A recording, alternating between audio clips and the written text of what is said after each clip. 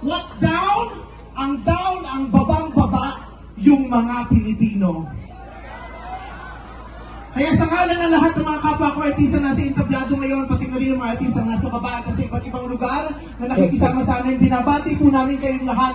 Mabuhay kayo, mga kapwa namin Pilipinong nanakawan ng gobyerno. Mabuhay kayo. Yan ang pagbati natin sa isa't isa.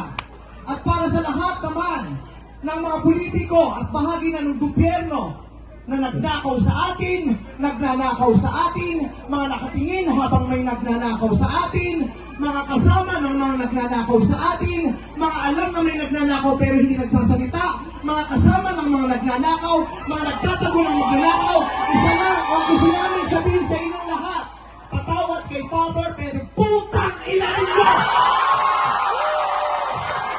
Kaputa-putahan ng mga putang ina nyo! Katatapos lang ng misa, pero Panginoon, patawarin niyo kami, pero totoo yan. Ito ang wika ng lahat ng mga Pilipinong ninakawan, putang ina nyo! Putang ina nyo!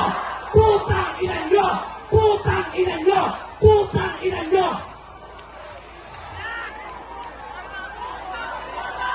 Putang ina nyo!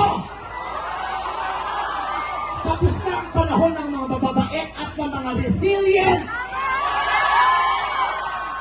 Ang mga mababait, ginago.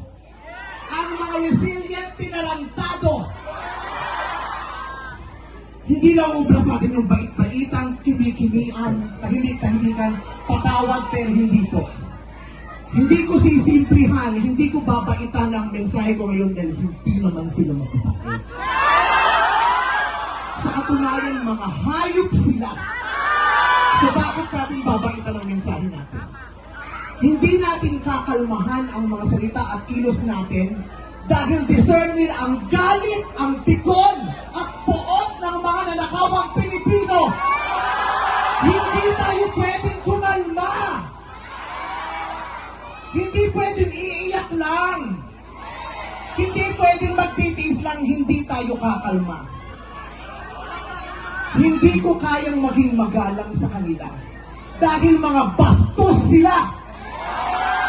Mga salaula sila at mga baboy sila. Hindi natin kayang maging mabait sa kanila dahil mga walang ya sila.